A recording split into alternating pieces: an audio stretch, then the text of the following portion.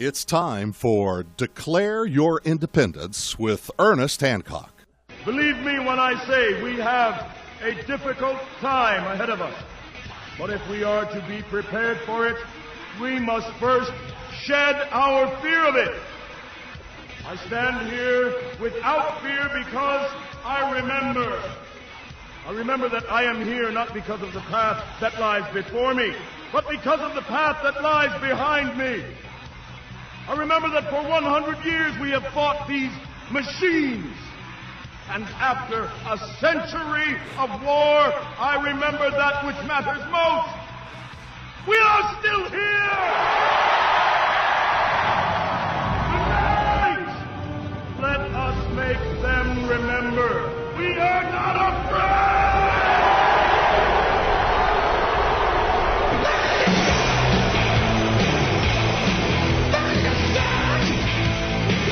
Yeah! No fear! No fear! No fear, no fear, no fear, no fear, no fear. Here to declare your independence from me, Ernest Hancock, with Gerald Celente from Trends Research. We're going to talk about damn. I want Gerald to come on and tell us about all the damn. Damn. You know, how damn are we, man? I mean, come on. You know, there's so much stuff I want to talk about. Gerald wants to make sure we hit on Chinese AI dominance or not, or whatever. NVIDIA guys going, oh, China's going to kick bite bear, give me more billions so you get more AI. But my main thing is I definitely want to get into this derivative bomb that's coming, and the banks are going down, and it's already starting to happen, especially in Canada.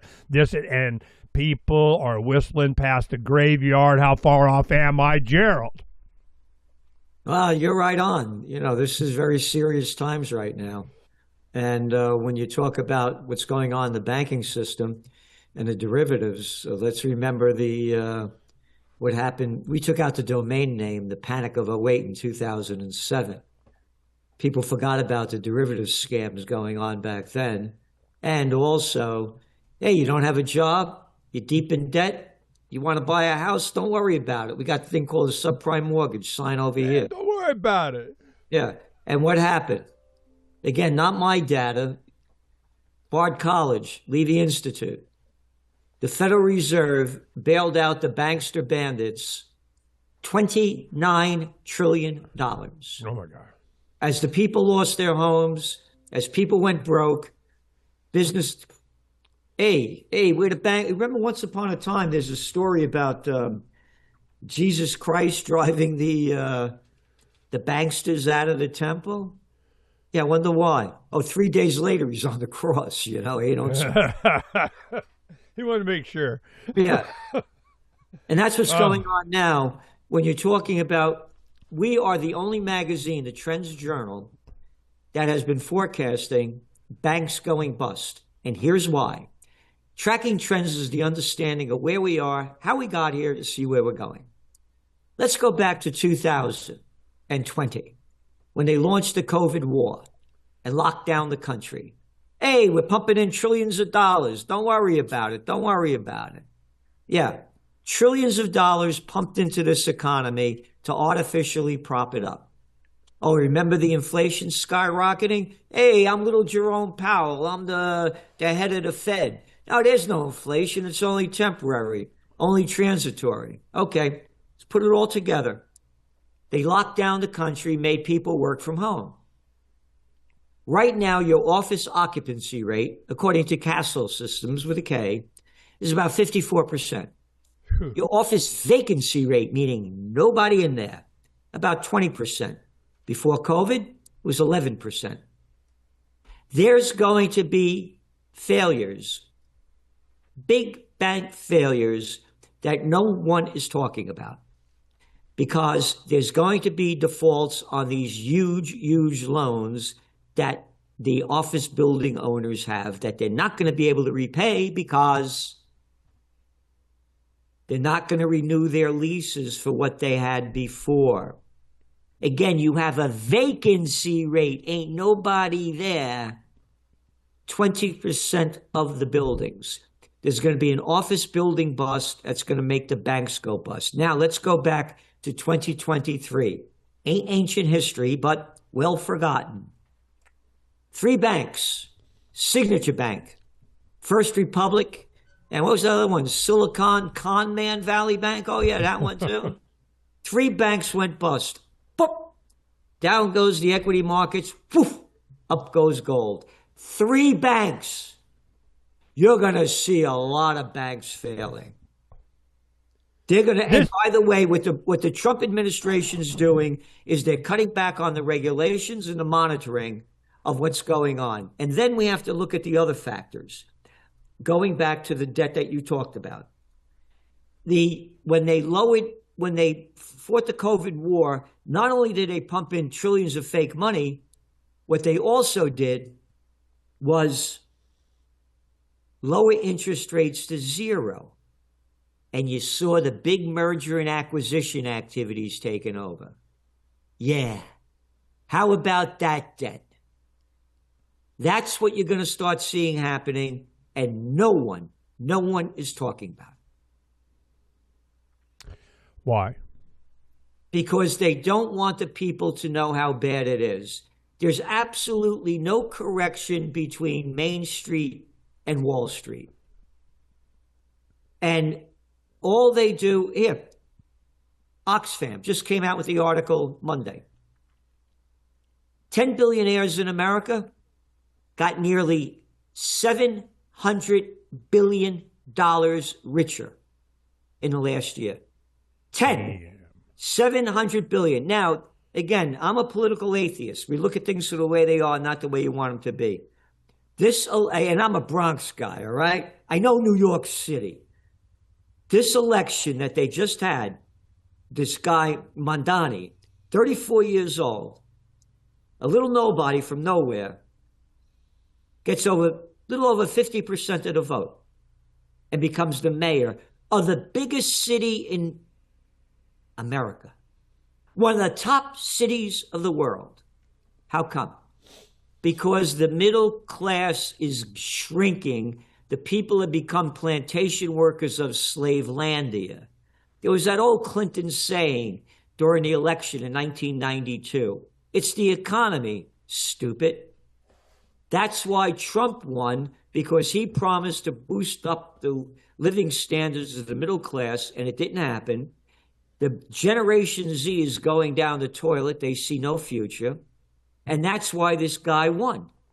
And number 2, it shows how the people are disgusted with the crime syndicate that morons and imbeciles call Republicans and Democrats. A crime syndicate by their deeds. Oh, I mentioned about the $29 trillion to bail out. Hey, I'm Jamie Dimon. Don't you know who I am? Oh, we only got convicted of 5 felonies. Hey, but I don't go to jail. Oh, you're 0.1 over the driving limit. Lock you up and throw you in jail. Hey, I'm Jamie Dimon. A crime syndicate. How about all the wars? What's your favorite one? I like the Vietnam one. No, I like the Korean War. That was. Oh, how about the Afghan? What about the Iraq War? How about the Libya? All right, a crime syndicate. That's why this guy won. The majority of the people, again, the polls show it. They're disgusted with the current system. In your Trends Journal this week, a couple of articles in our Trends Live View section. No correlation between Wall Street, Main Street, Americans living paycheck to paycheck. Number 2, nearly half of Americans believe the best times of the country are behind them. All right? There you got it. Can we ask this one question? If Trump would have maintained or reelected in 20, do you think the economy would have? They did lockdowns during Trump. The warp speed, the lockdowns, the stimulus packages, and as libertarians, I mean, we knew this was going to, be inflation, and then of course they blame it on Biden. But it was, he didn't help, but it's this government thing, and it's coming back. What I thought in 2007 I don't know if you remember this. I wrote an article in July of '08, Why We're So Screwed, the Coming Greatest Depression. And you called me and you go, hey, Greatest Depression's mine, man. You know, I made that up. I'm like, Joe, wow, really? Okay. But the main thing, we were on the same page. We were on the same mind. But that commercial banking got kicked down the road. I thought that the commercial real estate was going to go. That was going to be, you know, the death knell of a lot of the bank and so on. But if it would have been commercial, I don't know that they would be able to get the bailout. So they kind of kicked that down the road. And we're going to have John Q. Public all under threat. But the big bailout money, like you're talking trillions of dollars, trillions and trillions and trillions of dollars went to the banking system. They could have paid off everybody's house. Everybody's house could have been paid off. When I realized that, I'm going, oh, that, yeah, for thee, not me kind of thing, man.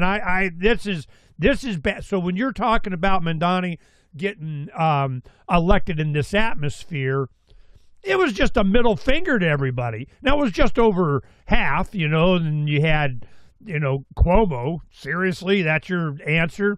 And then, was it Silva or something, the Guardian Angel guy? A lot of people aren't old enough to remember that. Were you in New York during the late 70s, you know, the Guardian Angel guys? Oh, sure. Look, I know. I used to be on his show, Sliwa's show. And again, you know, just to give you a little bit of my background, I began working on political campaigns in Westchester County back in 1971. And was the richest county in America. I designed and instructed a course called American Politics and Campaign Technology, how to run political campaigns. I was the assistant to the Secretary of the New York State Senate. I was on the other side. I tried to contact Sliwa, and he never got back to me, didn't pay any attention to me. I said, number one, stop wearing that stupid hat. Like you said, people don't remember guardian angels or that kind of stuff back then. And number two, I came up with something called the homeless solution. I'm now up in Kingston, New York, about 90 miles north of New York City. This was the first capital of New York State. The British burnt it down after the Battle of Saratoga, and the third Dutch settlement. More pre-Revolutionary War stone buildings here than anywhere else. This area up here in the Hudson Valley and just west of us was called the Borscht Belt back in the day. And that's where the people from New York City, a lot of the Jewish people, used to come up here and vacation. Then what happened was the jet set started to happen in the middle 1960s. Come on down, Eastern Airlines. And this whole area, it went dead. Grossinger's, Browns, you know, Jerry Lewis, Frank Sinatra. Oh, they used to play up here. Dean Martin, all that whole generation. The homeless solution is this. Rather than putting homeless people in, quote, shelters or these rooms that the gangsters that own them are dealing with the politicians and costing us billions of dollars, you're putting them in these rooms, and then what do they do when they leave the room? They go out into the street and got nowhere to go. I wanted the homeless solution. Let's take that $1 billion and build homeless towns. Put them in this beautiful, beautiful Hudson Valley area where the Borscht Belt used to be. And you do this all over the country. We have these beautiful areas. And put these people to work, farming, doing crafts, making them earning a living. Nobody would listen to me. He wouldn't listen to me. And going back to the thing, even if Sliwa didn't run, Cuomo would not have gotten enough votes to beat Mandani. Right. I paid attention. It was still another percent or two that it would have made a difference. Yep. But, you know, we had Elon Musk even got into it saying, you know, vote for Cuomo, don't vote for Silva or whatever his name is. This is what I remember. So people know what we're talking about. Guardian Angels, real quick in 10 seconds. In the late 70s, New York City was so bad, like it is now. This is the mindset they had. It was just crime on the streets, prostitution, drugs everywhere. It was a thing. And I think it was Giuliani that came in, we're going to whip some ass. Well, New York City got better, cleaner. It's like Trump going in with the National Guard in D.C. But during that time, there was an organic solution that came up from the people, and it was a bunch of, as young as I was there. I New York City riding the subways and so on, and it was right when John Lennon got shot. That's when I was there for a few months in New York City. John Lennon got shot. I remember going to Central Park and ocean of people, memorial for that. But at that time, riding the subway, it was like it is now. Well, the guardian angels were 9, 10, 13, probably average age about 15 to 18, around in there. Kids that would wear these white shirts, guardian angels, and they would go at about 10 a dozen at a time. So it wasn't like you could, take a 10-year-old, how many fifth graders can you beat up kind of thing. But, it was, people felt better. They were like, oh, God, I'm on the subway with the guardian angels. It's just a bunch of kids. But instead of joining gangs, Silva, whatever his name was, he got them organized as kind of like gangs for peace, to go out and make the people feel safer. They would ride the subways, and they were witnesses. I don't know what the hell they would do. I don't think they were armed or anything. They might have been, but they were just kids doing the good stuff to make the New Yorkers feel better that somebody at least was going to witness their rape or something. So it was heavily opposed by the government. They freaked. They did everything oh, hell no. So when he ran for mayor, I'm going, yeah, that'd be interesting. I want to see what's up with that. I don't know how the campaign went in New York. I didn't even know he was running until, a couple of weeks before the election, because I don't pay attention. But, what was the mindset, the rhetoric of him even being in there, and what it was like that the guardian angels were birthed in the 70s during this crap, exactly what's going on now. Then they pick, Mondavi. But, what was their choice? It was Cuomo?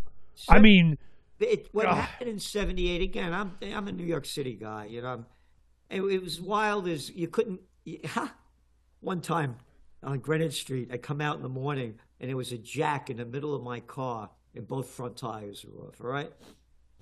and every time you would drive and you stopped, they try to clean your windshield. You weren't afraid to go out. I'm telling you, it's a different New York City now. When they locked it down, New York City is totally different from what it was before in 2019. It's a whole again, down in West Village, yeah, people were drugged out, but you didn't see people on it like this getting shot up or like that in the West Village and other better parts. There are sections of the city that are still going well. A lot of it's dead. Every restaurateur owner I know down there, business is way off. And you have, again, it's not the same place anymore. And what the guardian angels were back then and now, it's two different stories. Again, it was a time of the past. He should have never even been talking about it and going into a whole different direction. They don't have the skills to do it. End of story. I've been in the system. And the guy, again, the most important thing about this Mondani thing, it's not about him. Because one of the trends in the Trends Journal 3 weeks ago, Gen Z revolution, Kenya, Morocco, Madagascar, one other one, Nepal.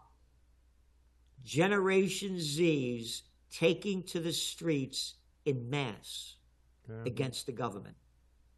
You know why? They have no future. It's gone. The big zone everything. I just told you, 10 billionaires got $700 billion richer last year in America. $700 billion, according to Oxfam. So, what's going on with Mondani is not about him. It's about the disgust that people have and the lack of hope for the future. Again, when you and I were young guys, there were things called grocery stores hardware stores, stationery stores, drug stores, shoe stores, fish stores, all gone. All gone. Chains own everything. Again, going back to the billionaires, they own everything.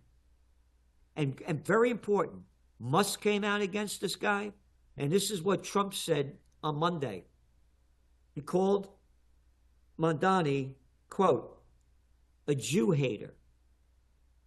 Oh, a Jew hater? Me, New York City? The biggest Jewish population of any other city in the world outside of Israel? And Mamdani won?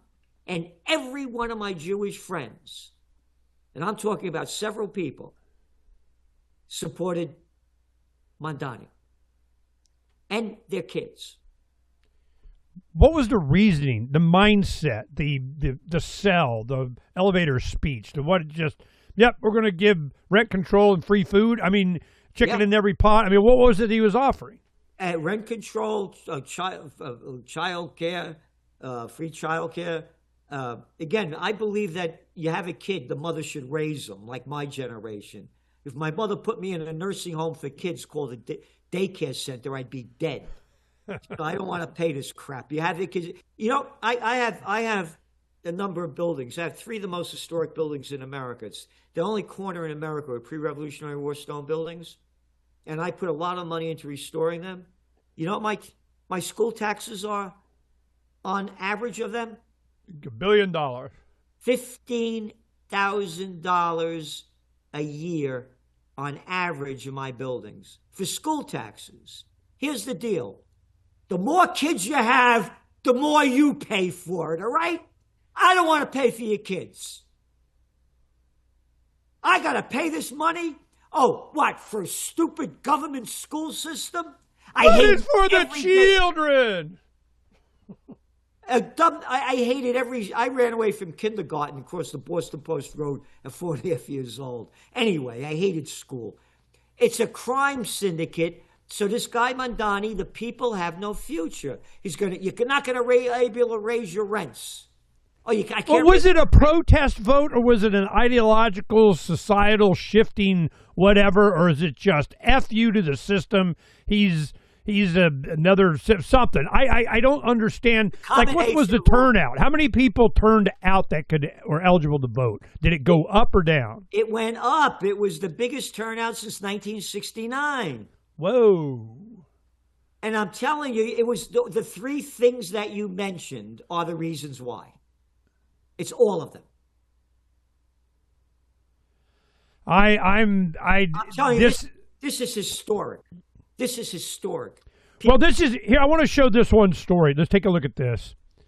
You know, this is a big controversy that Rick Gervais in London has this billboard they're banning. They're going, nope, nope, nope, nope, nope, nope. We can't have that up. The ban on Ricky Gervais' billboard saying, welcome to London, don't forget your stab vest. I mean, you know, this is getting to the street, man. You know, he's signing his warrant or something. And if they go to arrest you because you did a bad meme, what the hell you think they're going to do to him with a billboard? What, are you kidding? Look what they're doing when you come out against Israeli genocide in Israel, in England, in Germany, in America. Look what they've done. There's no freedom of speech anymore. Again, could you imagine the President of the United States calling a guy a Jew hater? How controlled is Trump by Netanyahu, Israel? This is a thing. He is putting on double yarmulkes and going and licking the wall. I mean, it is damn. Why? Money talks, bullshit walks. He got $100 million from Sheldon Adelson, remember? Yeah. Hey, we're moving the embassy from Tel Aviv to Jerusalem. I got $100 million, all right? Hey, you know that land you stole from Syria? Hey, it's yours. That's when he was president back then. Oh, then he ran for president again. Marion Adelson, Sheldon's wife. $200 million he got. Whoa. Yeah. After they did the God, what was it that they accomplished? Oh, the peace deep something, And he outed her in his presentation. He gets up and he goes, "Yeah, Sheldon." He recently died, and he goes, "Yeah, Sheldon. Hey, I'm coming down to meet you. Hey, I'm the president. It's not how. Hey, I'm coming down, man. What up?" And he goes, "Yep, he was a very aggressive guy, but his wife is here, and she's doing his wife's carrying on the husband's wife stuff," and outed her. And I'm wondering, was she like, "Oh, yes, thank you," or she's like, "Shh, be quiet, be very, very quiet." What is this, an open thing, or was he saying, "Hey, man, I did it. I'm done. You're paid off. Leave me alone"? I mean, I'm wondering what the deal is. He's part of the deal. What deal? Look, you don't have to just figure it out. Who's the ones that they did? Oh, they're still slaughtering Palestinians every day, by the way, and they're still bombing the hell out of it. And who put the deal together? Oh, Witkoff. Oh, yeah, and who else? Son-in-law. Yeah, Jared Kushner. Jared Kushner. Go back to your Trends Journal, March 2024. He said that land in Gaza, quote, "is very valuable waterfront property," end quote.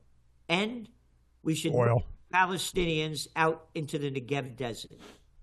Oh, this is the Trump who said, let's call this the Middle East Riviera? Oh, wait a minute. I forgot. This is also the Jared Kushner, his old man, the guy that was that Trump pardoned because he was thrown into jail for setting up his brother-in-law in a phony scam, getting a hooker and taking photos of it because they didn't want to screw him out of the money. The Kushner, when Netanyahu used to come to America, that stayed over the Kushner's house. All right? He's part of the club. Which is what? The Israel club, the banking club, we're going to club you over the head club? I mean, what club is this? It's everything you said. Look at the power of AIPAC. And again, look at the power of AIPAC and look how they were unable to stop Mandani from winning. And again, every one of my Jewish friends was supported him. Every one of them. Wow. Let's talk about, just throw it up there, see what you got to say about it. War. They always need a reset. Whenever this happens, I can smell a war coming big time, and they're looking everywhere. Venezuela, Asia, Middle East, Ukraine, NATO, whatever the hell they're doing. And what do you think's the likelihood that we're going to start having bombs dropped? When all else fails, they take you to war. Yeah. Go back to, what was it, 1940. Here it is. Yeah. History Today, mainstream media. You ready? United States freezes Japanese assets. On July 26, 1941, President Franklin Roosevelt seizes all Japanese assets in the United States. You know why? In retaliation for the Japanese occupation of French Indochina. What? Yeah, because they can. Indochina? What the hell are the French doing in Cambodia, Laos, and Vietnam? And you got the gall to call it French Indochina? And what the hell do I care? I'm an American. Goes on. Remember, this is the Great Depression is going on. The Great Depression is going on. After freezing all Japanese assets in America, Britain and the Dutch East Indies followed suit. Dutch East Indies? What are the Dutch doing in Indonesia? And you got to call it Dutch East Indies? Oh, we're stealing we were robbing, pillaging, stealing everything we want. You ready? The result. Japan lost access to 3/4 of its overseas trade and 88% of its imported oil. Wait a minute. They lost 3/4 of their overseas trade and 88% of their oil because of what the United States, the Dutch, and the British did to them? Yeah, that's right. Can't understand why they bombed Pearl Harbor. I never figured that out. All right? Let's go back. Again, when all else fails, they take it to war. This is your Trends Journal. It used to be a quarterly. Now it's a weekly. .com this. The autumn of 1999. We said it would bust by the second quarter of 2000. Right there. And by the way, get ready for .com bust 2.0. We'll get to that in a second. What happened? The NASDAQ lost 80% of its value. America goes into a recession after it crashed in March of 2000. Little Georgie Bush just got elected. People couldn't stand him. All of a sudden, 9/11, everybody forgot about it. And again, they artificially propped up the economy. Don't have a job, out of work, don't worry about it. Sign over here, you got a subprime mortgage, and we got that derivative scam. All right? The derivatives never went away. They kept pushing and doing. I mean, that is, tell me how much bigger it got. We were looking at, God, 100 trillion. I mean, it was some ridiculous amount. We had Bill Bonner and Addison Wiggins on their Empire of Debt book back in 2005 or so, around there. And they're going, look, man, what they're telling you is it's like $80 trillion. Well, now it's like a gazillion trillion. You know, we had a sign that we did that had a Gerber baby kind of on it. It was like one of these Revolution signs that we made. And we had it, and it said, Mommy, what's a quadrillion dollars? And then it had the Revolution logo underneath. That's what it is, you know, with the Gerber baby, you know, up there. And we understood then, because we had to look it up. What's after trillion? Quadrillion. Oh, well, that, you know, they're going, you know, million here, million there. Pretty soon you're talking real money. Or now it's a trillion here, a trillion there. Pretty soon you're talking not so real money. Now we get into the stable coins now, and when they do the stable coins, okay, let me make this statement. I need your response on this. This is what I've been thinking.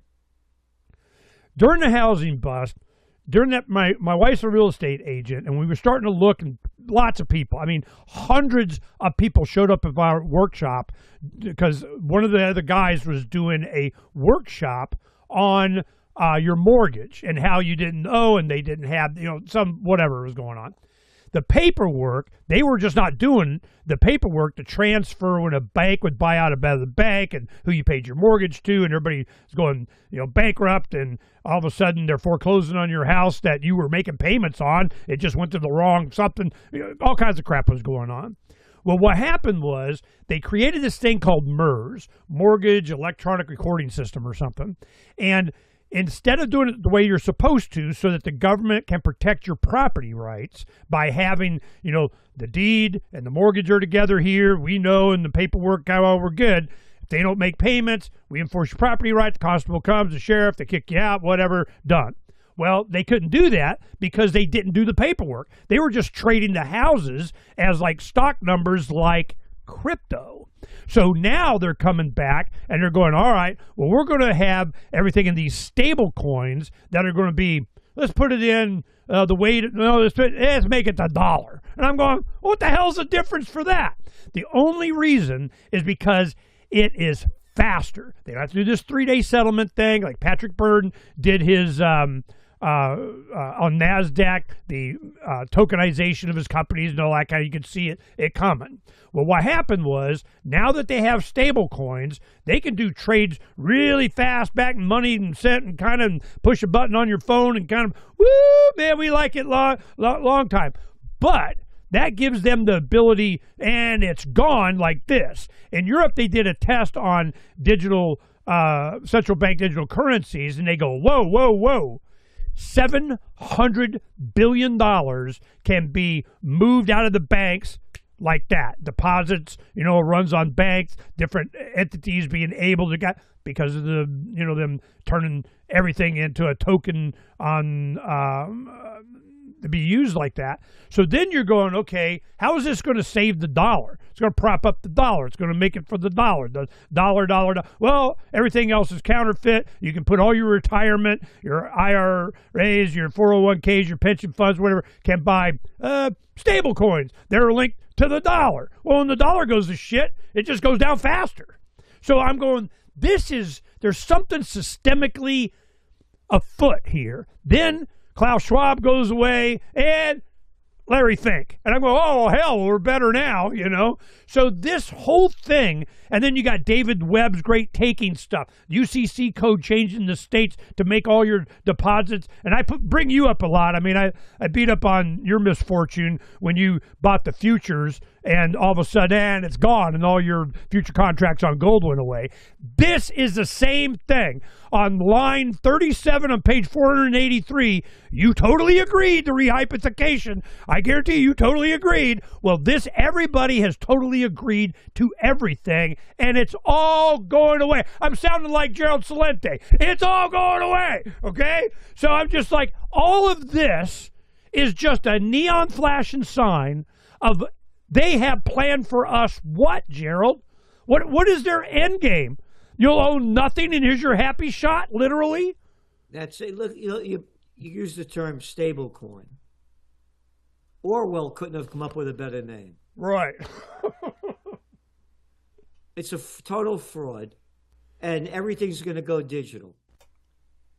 Europe is now talking about the ECB just came out and said they're going to push for a digital coin, CBDC, by 2027. And they're testing it now. This way they know every penny you spent, where you spent it, what you spent it on, so they know more and more about you, but most of all, they get their tax money. And say you can't spend it anymore. Calling it tax money that's a lying word. It's thievery. It's theft money. They're just stealing our money. So that's where we see it going. They're going to come out with a new digital coin. They may make up something. This digital coin is now worth more than $1, so that debt level that we had, and it's not $38 trillion. It's well over $100 trillion when you put in Social Security, Medicare, Medicaid, and all the other government expenses. There's no way in the world they're going to pay this off. And again, they make up stuff. I thought things would crash again in 2012. It was totally wrong. They didn't teach me about zero interest rate policy or something called quantitative easing in Economics 101 at graduate school. They're going to make up anything they can, and CBDCs is going to be the next thing. And the young generation totally lives by it. It's their world. They're digitized. And before we have to leave soon, I want to talk about the dot-com bust coming. Again, we'd forecasted before in the Trends Journal back in 1999, and on January 28th of this year, we said there's going to be a dot-com bust. Again, when you track trends, you make connections between different fields.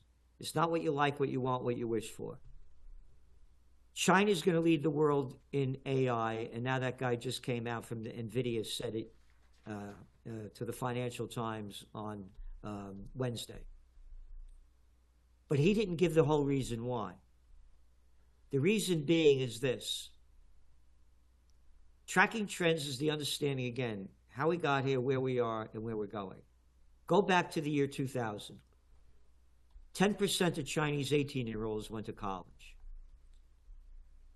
Bill Clinton, Slick Willie, brought them into the World Trade Organization. Boom, their economy boomed. You could look at the GDP numbers from 1970 to 2000. It's like this. 2001, they come in, shoots up. Now some 70% of Chinese 18-year-olds are going to college. You got it? 70%. This is a country of 1.4 billion people versus 347 million. Number two, again, write about only the facts in your Trends Journal. Beijing is dumping in hundreds of billions of dollars into supporting AI.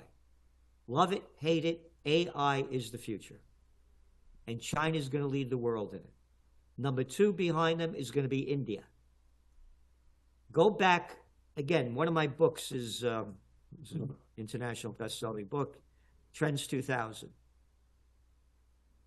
I wrote talk about the immigration problem, how little Bill Clinton invented something called the H-1B visas. Again, the internet revolution had just begun in the early 1990s. They needed more labor, and they didn't want to pay Americans, so they made up the H-1B visa deal. I'm mentioning this because where were they coming from? Asia, China, India. These people are very advanced intellectually. I know We make them look, everybody thinks they're stupid, but again, ain't the truth. China's going to lead this world. There's going to be a bust in the dot-com bust. We just saw some of it almost happen this week. And then when you go back to January this year, all of a sudden a company comes out called DeepSeek from China. Yeah, we don't need these big chips. It didn't cost us $100 million to do our AI. It only cost us $6 million. And it's free. And it's free, and NVIDIA lost what? $600 billion in one day, and their stocks dropped 17%. Oh, yeah, but they bounced back. Yeah, this is temporary. There's going to be a dot-com bust 2.0. It's going to crash the equity markets. Gold prices are going to spike. And again, when all else fails, they take you to war. I'll give you one quick example before I have to leave. Let's go back to 2023. Well, I want to ask you one other question about the Argentina thing. on. So save time for that. Go on. Ask me now. Well, the AI thing, it's going to go. It's just like for the same reasons, exuberant, foaming, whatever the hell, and then, what do you say you do here? Well, we're talking about doing, and it crashes. So that's pretty much bottom line there. But there will be winners. But the Argentina $40 billion that went to Argentina to prop up their pesos and so on came from, during the government shutdown, I'm like, all right, where are you getting this money? They came from the economic balancing, whatever the hell it was. But was that part of the plunge protection team? Is that what that is? Or is that something different?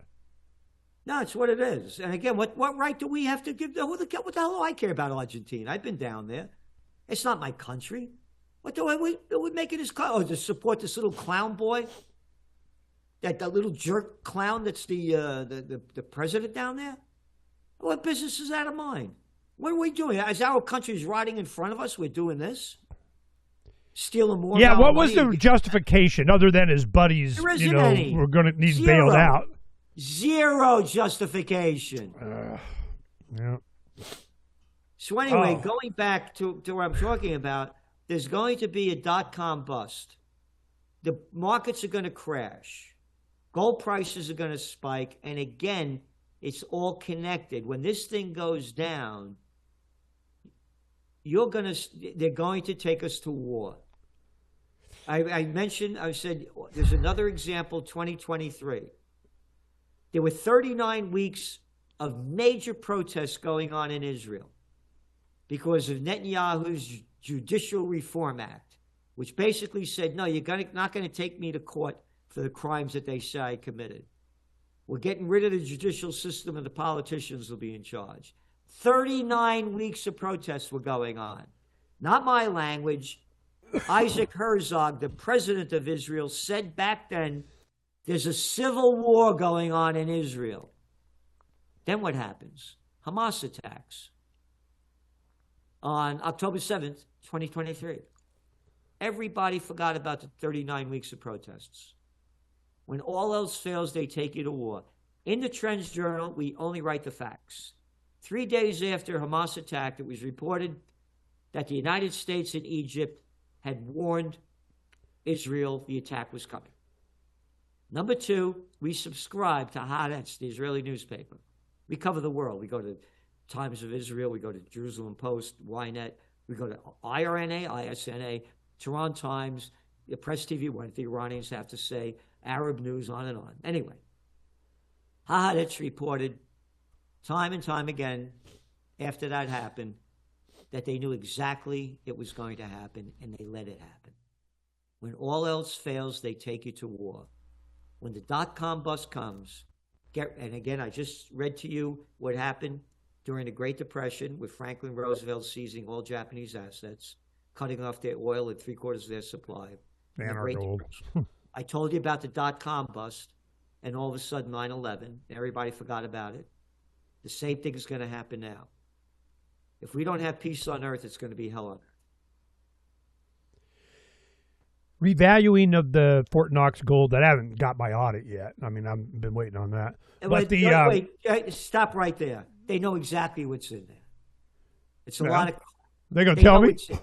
They know it's in there. Trump said, remember Trump and Musk said, what, back in February, we're going into Fort Knox. They know it's in there. They don't have to go in there to know. They know it's in there. Yeah. Well, my thing is they're revaluing the $42. It's value. I didn't know that it was valued at. They're going, well, this is what we're going to do. We're going to revalue it to 4,000, 45, whatever the hell they wind up doing. Then we'll have almost $1 trillion. Got 128 million now, whatever. If it's what they say, they got maybe $1 trillion. Well, we're going to put it on the balance sheet to get more cash. From the Fed. The Fed gets the gold. We lose the gold. They spend another $1 trillion, and now we got $38 trillion instead of $37 trillion debt. Whoa, and no gold. I mean, this is a bank robbery. It's just a bank robbery. What else is it, Gerald? They may do something else. I'll tell you, I really have to run because I have another interview coming in. My father, may he rest in peace, I'm about 17 years old. He told me, when I was dating your mother in 1933, they got married in 1934. I go over to your grandfather's house, and he's packing up all his gold coins. They said, Pop, what are you doing? He said, President Roosevelt wants us to return the gold, and I'm returning it. I'm a true American. My father said, what are you, crazy? He said, your grandfather started cursing at me in Italian. He said, he turned in all his gold. 1933, they stole the gold from the American people for $20.62 an ounce. 1934, what happened? The Gold Reserve Act.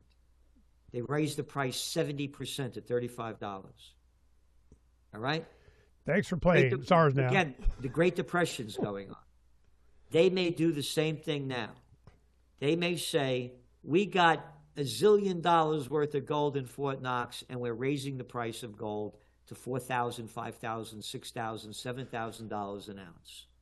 And now we just got rid of our debt. That may be another possibility. So thank you very much for having me on. I very much appreciate it. And I appreciate everything that you do. There are very few guys and women like you and Donna that are doing what you're doing. And we really need more of it in this country to free us from... Thanks for coming on. Trends Journal. Now, it's TrendsJournal.com. He has a newsletter if you want to keep up on all this stuff way before it happens. And then Gerald will yell at you for not listening to him because he told you it was going to happen. Damn it, he loves doing that. Gerald, I know you got to go. Thanks, man. It's kind of what I figured. But, people should, before you go, just say what they should do. Hard assets, get rid of the dollar, what? No, here's what you should do. Get in the best shape you can, physically, emotionally, and spiritually. The better shape you're in those directions, the more you have an open mind, the more you keep learning. And you can't stop learning. I read about 6 hours a day. You think I want to do this every day? Again, the magazine's over almost averages about 200 pages a week. We go over geopolitics, economics, technocracy, AI, high-tech science, health, on and on and on. You can't stop learning. And again, the most important thing is to be in the best condition you can, physically, emotionally, and spiritually, is the way I see it. Take care of yourself and take care of you, Gerald. We need you, man. Thanks for coming on. Peace, brother. Peace. Ciao, ciao.